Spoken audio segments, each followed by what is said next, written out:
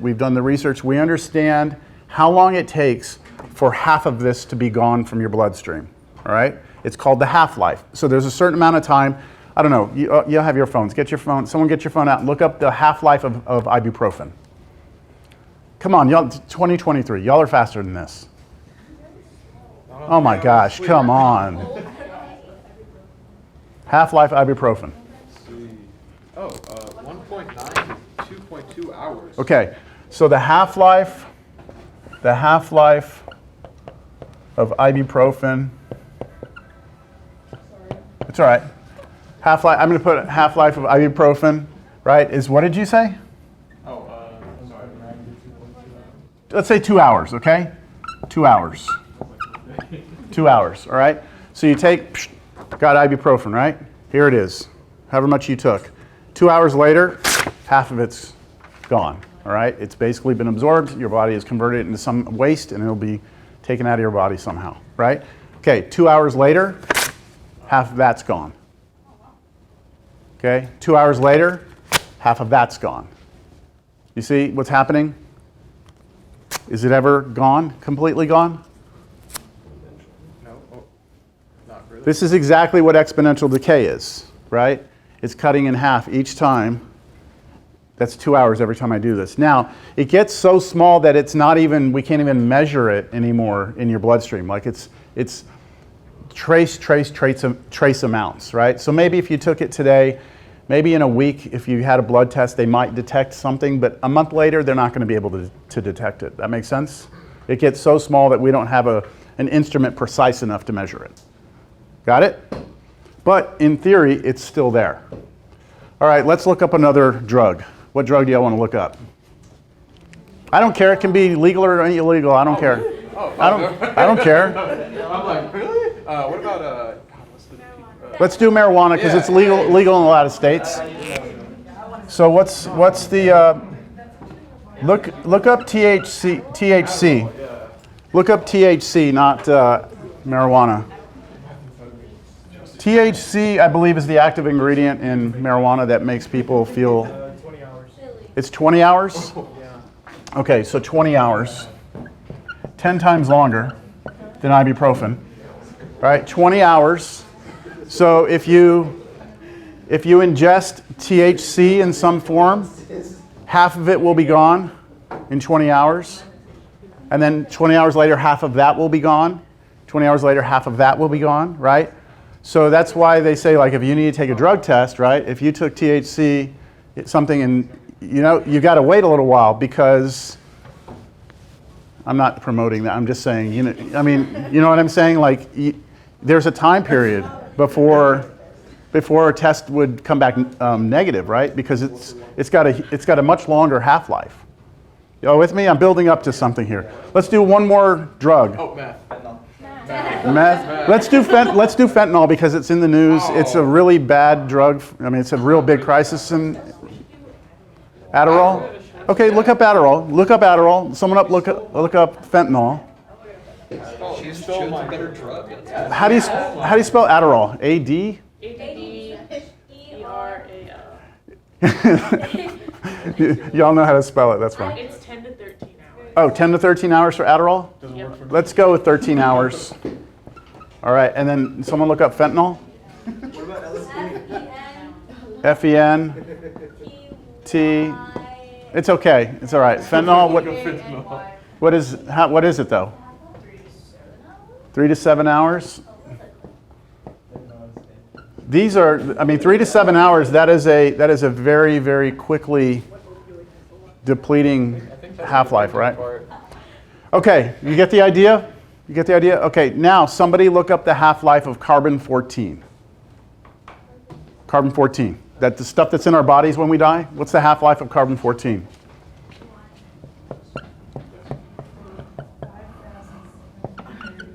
$5,730 what? Years. Years, not hours. Years, right? So you go dig up a body, right, from a cemetery that, someone who died, let's say 20, 30 years ago, they're going to have almost 100% of their carbon-14 because it's going to take 5,730 years for half of it to decay away. And then another 5,730 years for half of that to decay away. That make sense to you? So let's say you could find a body, you measure, and it has 50% of its carbon-14. Half of the carbon-14 is there. How old is it about? 5,730 years, right? What if it has 25% or 1/4 of its carbon-14? That's twice that number, right? You get the idea? That's the way it works with carbon-14. Let's do one more half-life, and then I'm going to show you the master formula of how we deal with half-lives. Because all half-lives are going to turn into a formula like this, all right? So let's do the half-life. Let's do uranium 230. Type in uranium 230. See what comes up, 230 or 233? No? Okay. Oh, you are a 238, 234, 235. Let's go with 235. 700 million years. 700 million years. Yeah, uranium 238 is 4.5 billion years. 4.5 billion. So there's uranium. Uranium. Okay, so uranium, there's different types. There's different isotopes. This isn't a chemistry class, right? So there's different types of uranium, but uranium is what's used to make nuclear weapons, right? And the uranium is the bad stuff. I look at uranium this way. You know what a microwave is, right? You put food in the microwave and you cook it, right? Uranium is like a microwave in the sense that it just gives off waves. Okay, the material, if you had it in your hand, just gives off waves that you can't see, just like a microwave. And what it does is it goes into your body and it actually ruins your DNA. Like we're all made up of like the double helix, right? The DNA, deoxyribonucleic acid. Yeah, okay, so you got this helix, your DNA that makes you, right? It goes in there and basically just like, it doesn't like burn it away, but it deforms it in a way that your cells don't know what to do anymore. Like the cell that used to do this in your body now doesn't know what to do. It's basically like wiped out the instructions. It's like wiping the memory on your phone. It's just a brick, right, sitting on your desk. That's what happens to your DNA. And so what happens is your organs start to fail, right? Your heart doesn't know what to do anymore. Your lungs don't know what to do. Your brain doesn't. So you just like slowly, it's a slow process. Like you slowly die. And it depends on how much of the uranium you actually are in contact with, how close it is to you, right? So like a nuclear weapon, if there was a nuclear bomb dropped on this campus right now, right, we would all die just from the explosion, we would die, right? The people who didn't die from the explosion would have to be subject to the cloud of uranium and radioactive material that would come raining down on them through the clouds. It would get moved in the weather across the country. And that fallout, they call it fallout, that fallout would come to the ground, get into the drinking water. You'd be drinking water, you wouldn't even know you're ingesting trace amounts of uranium, and it's just burning up your DNA. And we're all dead. Hey, welcome to class. Okay, so uranium is really bad, right? It's a really, really bad thing. We have to be real careful with it. And the thing that's really concerning about it is if I have some of it, right? This is how long it takes. This is how long it takes for half of it to decay away. 700. Look, that's probably a stretch because there's certain types. Let's just go with 1 million. I think that's safe. 1 million years. It takes 1 million years for half of it to decay away.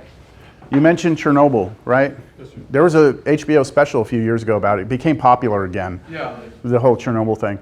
If I'm not mistaken, that whole nuclear thing that happened in the former Soviet Union, Russia area, right?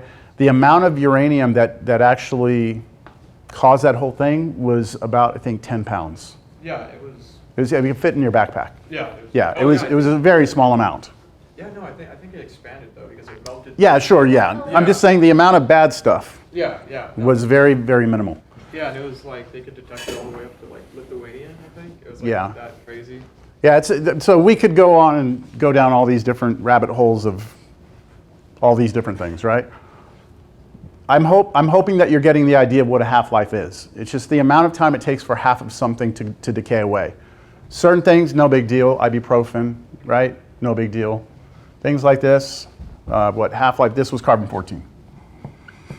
All right, oops, carbon-14. All right, so let's get back to the main idea here, and that is we have a master formula for dealing with all half-lives. And this formula, what it's going to do is the same thing that this formula did. We could find out here, we could find out how much money would be there at the end. We can do something like that with this, where we can say how much of the carbon-14 is there after a certain amount of time, things like that, right? So let me show you how it works.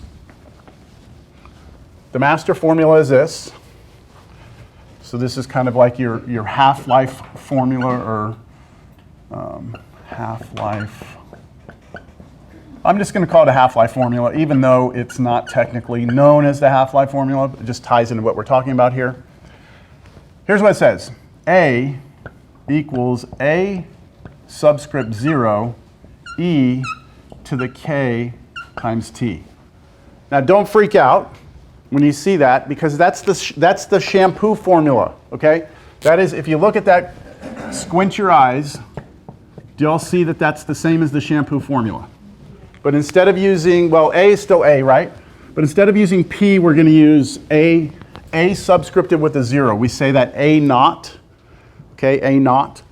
So A equals A naught, so that's the P, and instead of R, I'm using K, right? That's the only difference. Otherwise, the formula is exactly the same.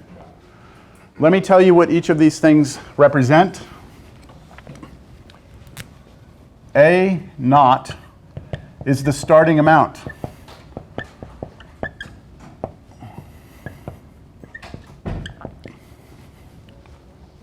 Well, that's like P used to be, right?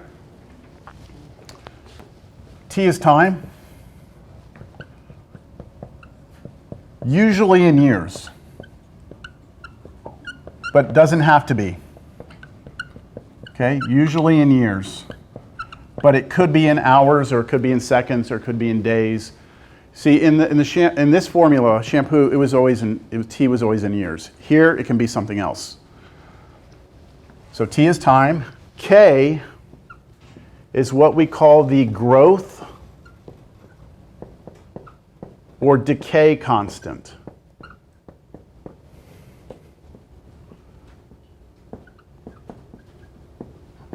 Over there, R was our interest rate, right? R was our interest rate, and the R was always a positive number. And because the R was a positive number, this was always exponential growth. But with these half-life problems, you actually can have decay instead of growth, and so that number up here can actually be a negative number. So this K can be either positive or negative. It will be growth if K is positive. It'll be decay if K is negative. And then finally, we have A.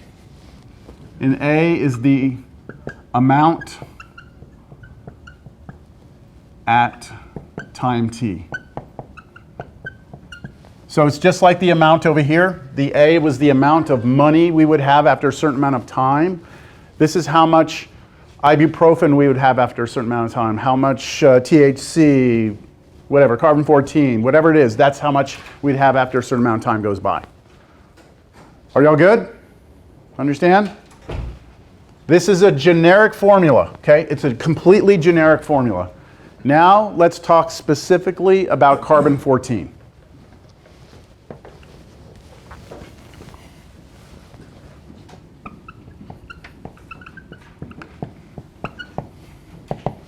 All right. The half-life of carbon-14 is 5,730 years, right? Wasn't that it? Yeah, 730 years. That's all you're given, okay? That's all I'm giving you is the half-life, all right? Now the questions. Yes? Yeah, I don't. All right, thank you. All right, so that's all I'm giving you, right? The half-life of carbon-14. And now the first question. Find the formula which gives amount of carbon-14 after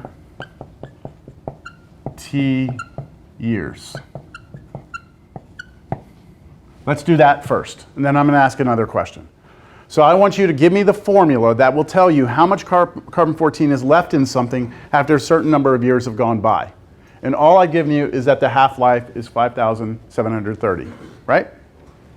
So here's how we do it.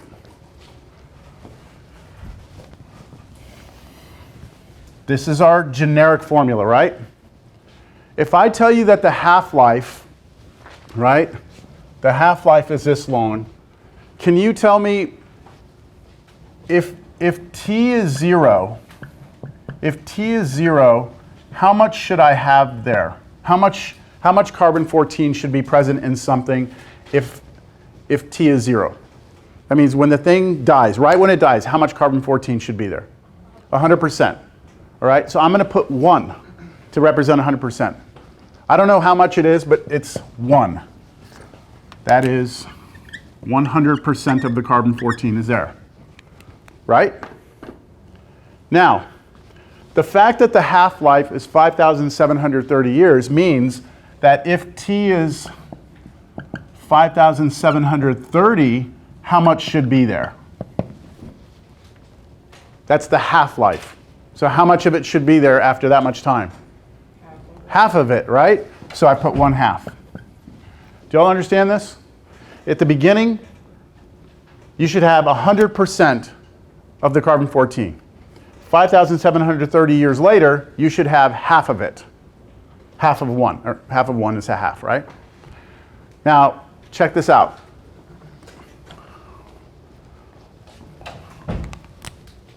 What did I tell you this was? What did I say? Starting amount. Do we know the starting amount of carbon-14? 100%, right? So I'm going to write that as a what? As a 1. See, this right here, T equals 0. This right here is 1. Always. So I'm going to rewrite this formula now. This is A equals 1 times e to the kt. All right? This is just saying, hey, look, at the beginning we should have 100% of our carbon-14, right? That's it. What we really need to do now to get a final formula is to figure out what K is. If I can figure out what K is, then I will have a master formula for carbon-14. And here's how I'm going to do it. This is the trickiest part, I think. What I'm going to do is I'm pausing on this. I'm going to use it, but let's use this piece of information here. I want you to take that formula I just gave you right there, and I want you to plug in for A 1/2. So the amount on this side should be 1/2. The starting amount is 1. E to the k, how much time does it take to have half? How much time needs to go by to get half of the carbon-14? 5,730. Look at that equation carefully. Is that not like a homework problem I gave you? Isn't that a homework problem? I've got solve for k, right? Can you solve this for k? Can you get the k to drop down? Right? That's a homework problem. We should be able to solve for k. And once we know what k is, we come back here and we plug it in here and we have our master formula. Don't worry, we're going to do a couple of these. So, you know, if you don't get it on this first try, you'll see kind of the way things are flowing on the next one. So, continuing.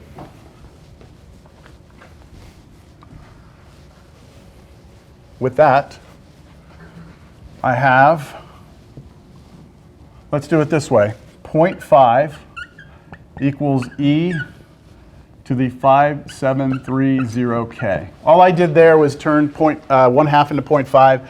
And having a 1 in front here, I can just get rid of it, right? 1 times that is still that. What now? Log, right? You can do the log right now. You can drop that out, right? Because the e is by itself. So you can do a log on both sides. Natural log of 0.5 equals natural log of e to the 5730k take this and drop it. You get natural log of 0.5 equals 5730 natural log of E.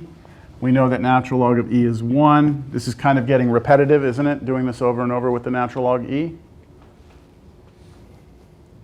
Where's my K? I forgot my K. Oops, my K is right there. Let me rewrite that.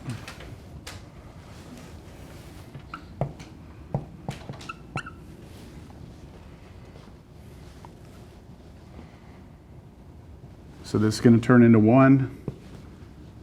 On your calculator, what's natural log of 0.5? What is it? Negative 0.6. So on these problems, okay, on these problems, these are the only problems that I'm going to say this on.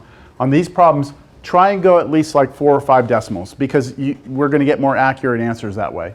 So this is what? 0.6931? 4? Okay, that's good. That's about, what, 5 decimal places? Equals 5730K. Now, divide both sides by 5730. You're going to get a small number. And it's going to be negative. Who has it? K is what?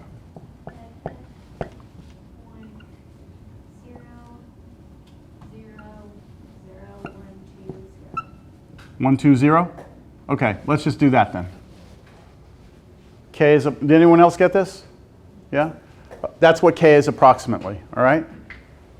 So now, with that information, I'm going to come back to here. Remember I said we want to know what K is? I'm going to replace that K and rewrite this, and I will have my master formula. So my master formula for carbon-14 looks like this. The amount there will be equal to 1. I don't need to write the 1. So E to the negative 0.00012 times T. There it is. Okay? I will run through another one of these with you, okay? Because we're not completely done with this problem, but you got to see this at least twice before you can like start to wrap your head around it. This is, if you were to go, you know, you could probably Google like what's the formula for carbon-14 or something like that. You'd find something like this. We just created it ourselves. All we needed was the half-life, right? You give me the half-life, I can create the formula. All right, so that's part A. Part B.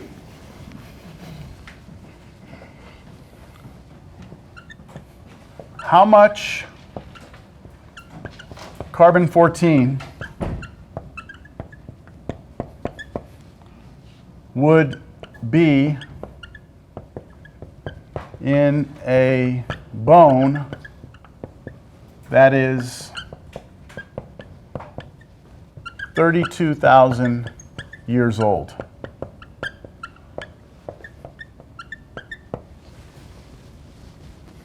We have a master formula for carbon-14 up there, right? What that formula tells us is that we can find the amount of carbon-14 present in something if you give me the time. I can also find the time if you give me the amount. So you have to give me one of these two and I will be able to give you the other. What have I given you here? The time, right? I've given you the time, right? I've given you T, and what I want to know is how much is there, right? How much is there? So all you're going to do here is go into the formula. The amount will be E to the negative 0.00012 times 32,000. You're going to have to do that on your calculator. We did this a while back. Make sure that you practice doing this on your calculator because you don't want to be at the test a week from today and you haven't even practiced with the calculator. Anybody have it? It's going to be approximate. What do you got? -3. You got a negative answer? Yes, sir. Shouldn't get a negative. Let me see how you do. Oh, you're saying for this up here. Oh, yeah. Okay, sorry. So you just, okay, so you did E, what was it, negative what? Negative 3.84. 3.84? Yes, sir. Okay, now do E to that power. Oh. 0.021 49, okay, so 5, something like that. There we go.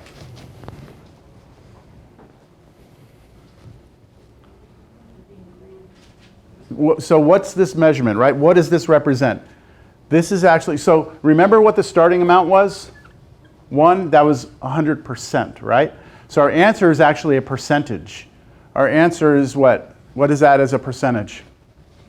2.15%.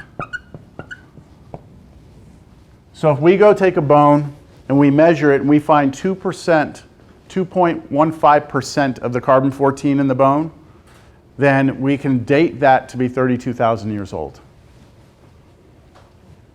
Got it? Let's do part C. Next question. How old is a bone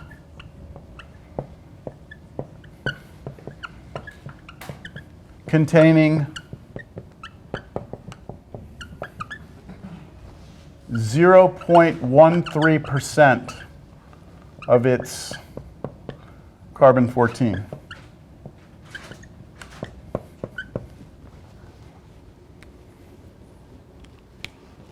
This is a little tricky. How old, right, is what I'm asking? How old? That's time, isn't it? I want to know how old this bone is. I want to know the time. I've given you how much carbon-14 it contains. That's the amount, right? That is the amount. However, you remember our answer right here for amount we just got? It was a decimal, wasn't it? It was not a percentage. We had to convert it to a percentage. I'm giving you the percentage. You've got to convert this to a decimal. How do you convert that to a decimal? Be careful. You got to move that decimal the right way. Don't move it the wrong way here. What is that written as a decimal? Is it 13 or is it the other way? Which way do you go with the decimal point if you're going from a percentage to a decimal? If you're going from percent to the decimal, which way do you move the decimal point? Left 2. If you go from a decimal to a percentage, you go to the right 2. Right? If I write 24%, how do you convert that to a decimal? 2 places to the left, right? So it becomes 0.24. This decimal right here gets converted. You've got to move 2 places to the left. So you go, it was before the 1, right? Now it's moved over 2 places. Now you have 2 zeros in front of that 1. We're almost there. Questions on this? How old is a bone that contains 0.13% of its carbon-14? I come back to the master formula, right? This 1 wasn't here. I come back to the master formula, and I replace what? The A with 0.0013 equals E to the negative 0.00012 T. And what am I trying to solve for? Time. And how am I going to get that T out of there? Drop it. But to drop it, I need log. And can I do a log yet? Is the E thing by itself? Yeah, so I can drop it once I bring the log in. So I need to bring natural log of this side equals natural log of E to the negative 0.0012 T. Calculator, what do y'all get here? Should be a big negative number, I think, yeah. 6.645? Okay, that's calculator. This side, I'm going to see, I think y'all are ready for this. I hope you are. When I take this and drop it, what happens to the natural log of E? Turns into 1, so it's gone, isn't it? So really what happens here is I just get this. And that's going to happen every time I have a natural log of E. So this is just negative 0.0012 T. One more step. Divide by negative 0.0012. Divide this side by negative 0.0012. Divide this side by negative 0.0012. And you get... Did you forget a 0? For the Did I forget it? Oh, right here. It should be 3 zeros. Yeah, it should be. That's 0. Sorry about that. Man, that's 4 mistakes I made today. So I believe I'm going to wind up in this thing called math purgatory at some point in my life. And they're going to punish me for all my math mistakes. They're going to be like, remember this? That makes a huge difference. That's a whole factor of 10 that I...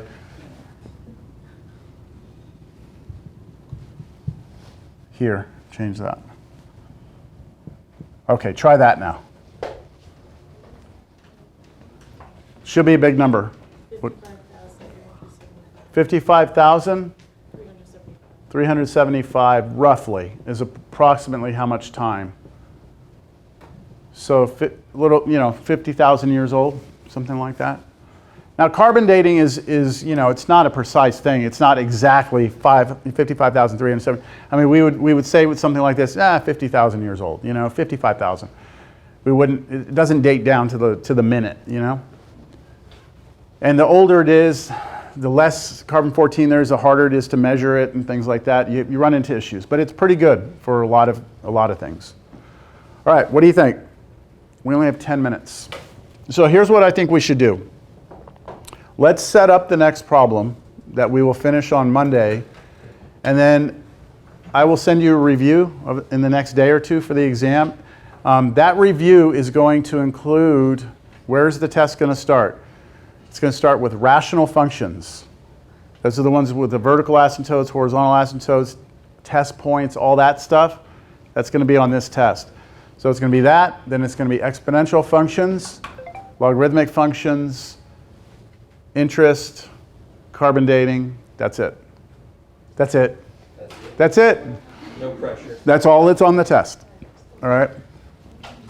So make sure that you are present next class so that you can ask questions and see. I mean, even though I will record it, you never know. Technology fails sometimes, right? Don't count on the video as a substitute for being here. Let's try and set up this next one. Let's do the let's do the half-life. What do y'all want to do? I'll let y'all choose. What do y'all want to do? We just did carbon-14. The uranium, there's going to be really big numbers. Do you want to deal with that? I don't care. No, let's do Adderall. Yeah. You want to do Adderall? Something with hours? I like the idea of doing something with hours so we can see how it changes things. It doesn't change much. Okay, so we're doing Adderall, right? We're going to do a problem. We're going to do a problem that involves Adderall. So someone remind me, what was the half-life of Adderall? 13 hours. 13 hours? Okay, let's go with that. Half-life